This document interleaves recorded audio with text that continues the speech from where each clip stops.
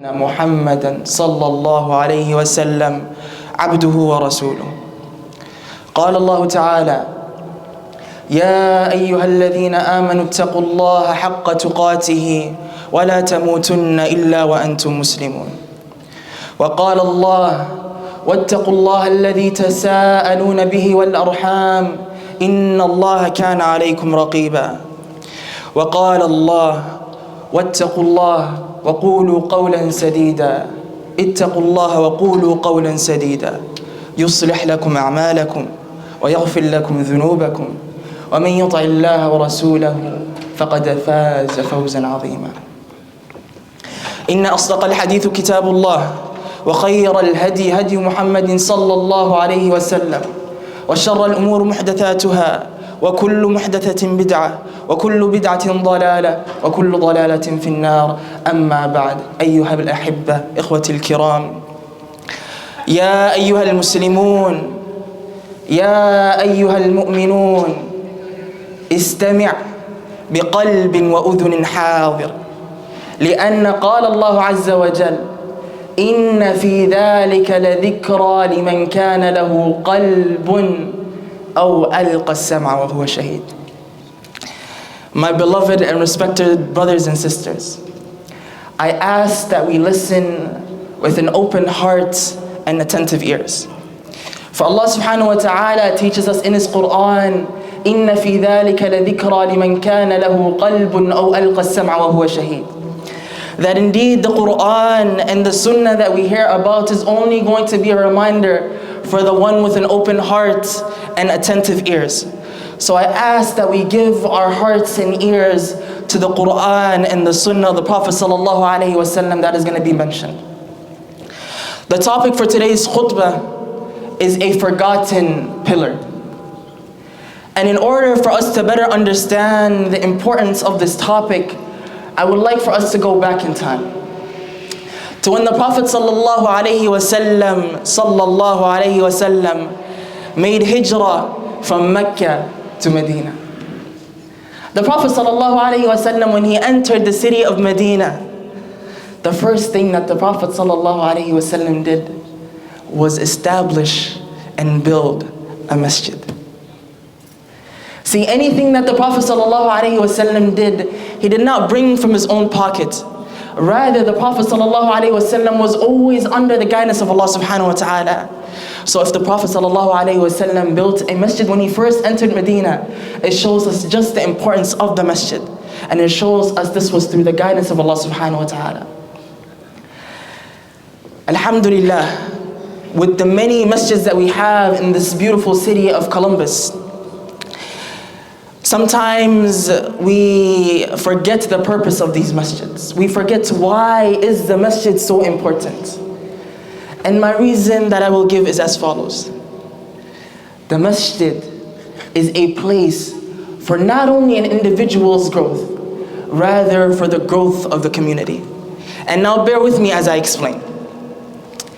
See, when we go to one of the beautiful masjids here in the city of Columbus, we don't only go to build ourselves and strengthen our own connection with Allah subhanahu wa ta'ala.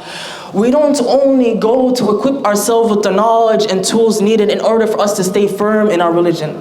We don't only go to build ourselves as strong-hearted and strong-minded individuals.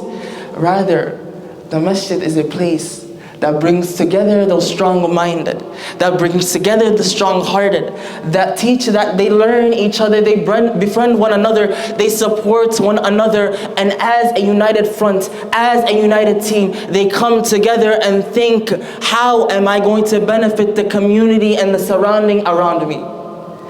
That the masjid isn't only for your personal growth, that the masjid is also a vital pillar in order for the community to flourish and the community to grow. Alhamdulillah, we are blessed with tons and tons of masjids. Lakin, the people that fill them are few. And it isn't a lack of our numbers. For our numbers are many.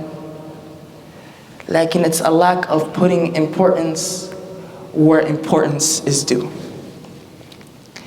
And in order for us to reignite our love for the masjid, for the Friday khutbah, the purpose of the Friday khutbah is to remind us of the basics, not teach us anything new, rather remind us of the basics and to go back to them out of fear and love for Allah subhanahu wa ta'ala and out of hope for from Allah subhanahu wa ta'ala.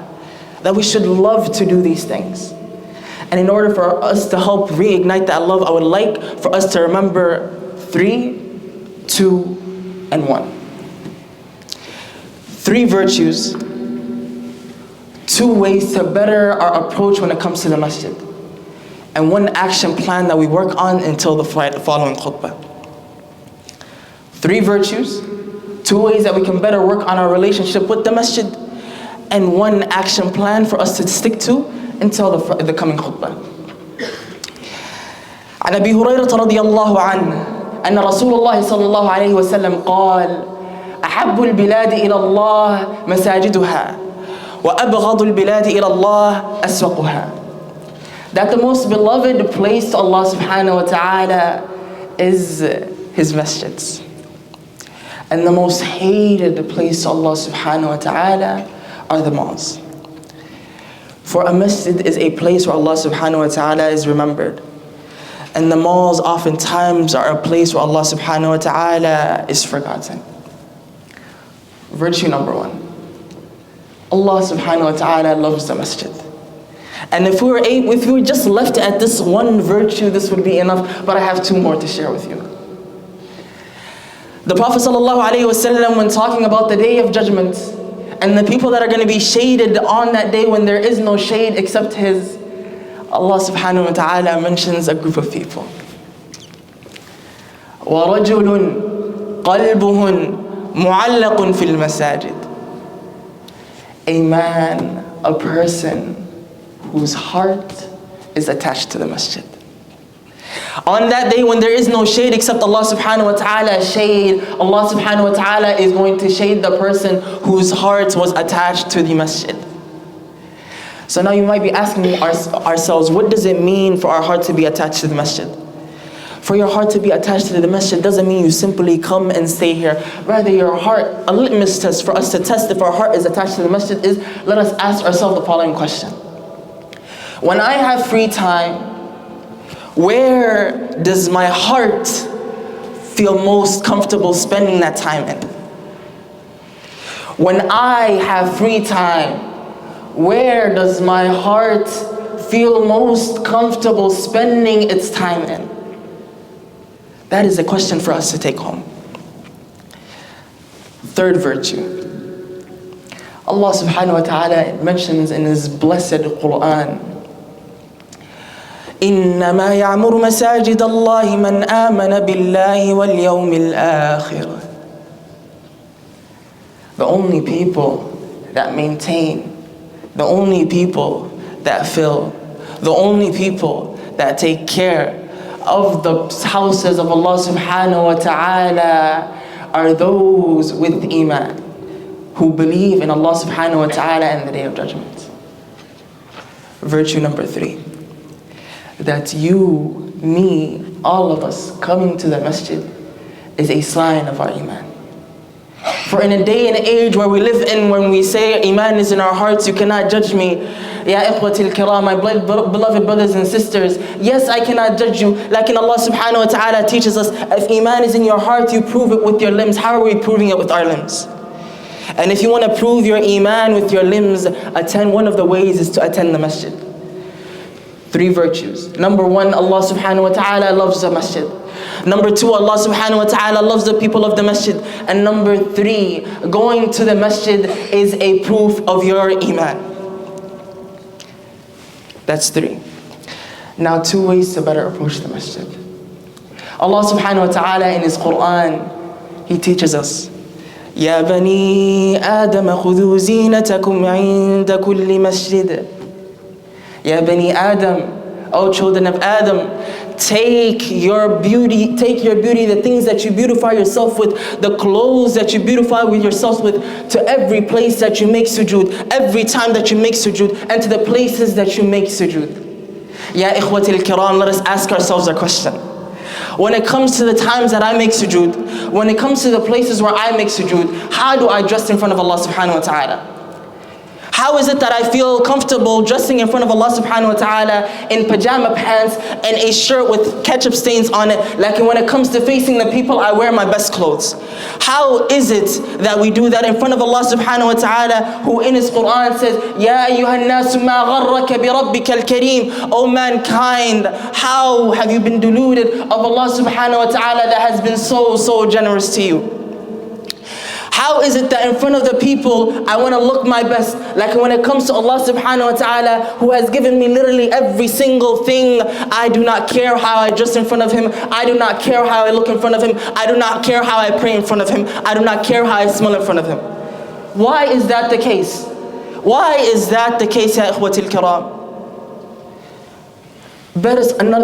One way to better approach the masjid is that when we come to the masjid, we come in the best possible manner, wearing the best possible clothes, with the best possible way to freshen yourself. That you look your best. For the one that you're standing in front of is Allah subhanahu wa ta'ala. And Allah subhanahu wa ta'ala is more deserving of you to look your part for than anyone else. Number 2. The Prophet sallallahu alaihi wasallam, when he was standing on his minbar one day, he addressed his companions. He asked his companions, Aina amatu sawda? Where is amatu sawda, the black woman? For she was a person that used to take care of the masjid, and the Prophet ﷺ is inquiring about her. Now the companions, they responded, Ya Rasulullah, she has died. The Prophet ﷺ then says, why didn't you guys tell me about it? For the companions, they didn't see her as someone of importance. Like in one thing that the Prophet ﷺ was very good at teaching us is to put importance where importance is due. There and then, after hearing this, the Prophet ﷺ took some of his companions and went to this woman's grave to pray on her after she was already prayed on by the other companions, after she was already buried, to show the importance of this woman. And this woman that we don't even know her name, like we know the way the Prophet ﷺ honored her after her death, the thing that she did was took care of the masjid. That the Prophet ﷺ honored her for not because of how she looked, not because of her skin color. The only reason the Prophet ﷺ honored her then was for the act that she did, a great act of taking care of the masjid of Allah subhanahu wa ta'ala. Now a question that we have to ask ourselves. What is our relationship with the masjid? Is it I come and I go, or do I take care of the masjid? And I will start with myself. When it comes to taking care of the masjid, I myself have fallen short. For I visited this beautiful city of Columbus, Ohio a couple of days ago. And subhanAllah, when you come to somewhere new, the first thing that someone usually does out of human nature is they critique the place. Like Allah subhanahu wa ta'ala chose to use this as a lesson for me. I came into the masjid, like one of the masjids of Columbus, the city of Columbus, Ohio, and I seen the bookshelves were just, the kitabs were thrown on there, the bookshelves are a complete mess. And subhanAllah, this bothered me, I myself didn't take action, it bothered me in a sense. And subhanAllah, I go back to this masjid another day, and Allah subhanahu wa ta'ala shows me something. A young brother, after praying the salah, after everyone left, a young brother, no one else can see him, I'm just sitting there. He gets up out of his seat and he goes to the bookshelves, literally takes all the kitabs off and sets them on very nicely. For that brother did something that the man that stands in front of you, the man that is talking at you today, couldn't do. That brother did something that was very simple, like in the eyes of Allah subhanahu wa ta'ala probably loved that action more. For we are a people that critique, we need to be a people of action. We ask Allah subhanahu wa ta'ala for the things that He has taught us to make us among those that act upon it. أقول قولي هذا واستغفر الله لي ولكم ولسائر المسلمين فاستغفروه إنه هو الغفور الرحيم.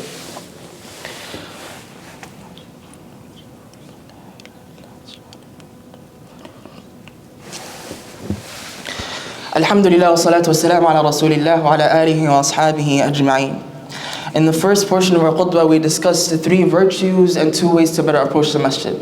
Number 1, Allah subhanahu wa ta'ala loves the masjid. Number 2, Allah subhanahu wa ta'ala loves the people of the masjid. And number 3, going to the masjid and being a person of the masjid is a sign of your iman.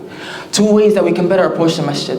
Number 1, dressing your absolute best when it comes to standing in front of Allah subhanahu wa ta'ala in the places where you stand in front of Allah subhanahu wa ta'ala, such as the masjid. And number 2, taking care of the masjid. For Allah subhanahu wa ta'ala loves the people that take care of the masjid. And now, as promised, 1 action item till the next coming Friday. Until the next Friday comes, let us try to build a simple habit. That from now until next Friday, every single one of us does not go a day without praying 1 prayer at the masjid. The prayer is your choice. Lakin don't let 1 day go by where you do not make sujood to Allah subhanahu wa ta'ala in one of His masjids. This is very simple for us to do. Let us not overburden ourselves. 1 salah. The choice of the salah is yours. Lakin make sure that you don't go a day until next Friday, that you don't miss it without going to the masjid. For even if you cannot make the salah to the masjid, at least go to the masjid and pray 2 rak'ah sunnah to Allah subhanahu wa ta'ala to show Him, Ya Allah, I want to do this. Ya Allah, I am ready to do this. Ya Allah, can you see my situation, so help me do this. 3 virtues. Allah subhanahu wa ta'ala loves the masjid. Allah subhanahu wa ta'ala loves the people of the masjid, and going to the masjid is a sign of someone's iman. 2 ways to better approach the masjid. Number 1, dress your best. And number 2, take care of the masjid that Allah subhanahu wa ta'ala has granted you and gifted you. And 1 action item until next Friday, let us all try that we attend the masjid at least 1 time for 1 salah every single day until next Friday. That if Allah subhanahu wa ta'ala sees that we're trying to implement this habit in our lives, that maybe Allah subhanahu wa ta'ala will have some mercy on us and will allow us to make this a lifelong habit until we meet Him.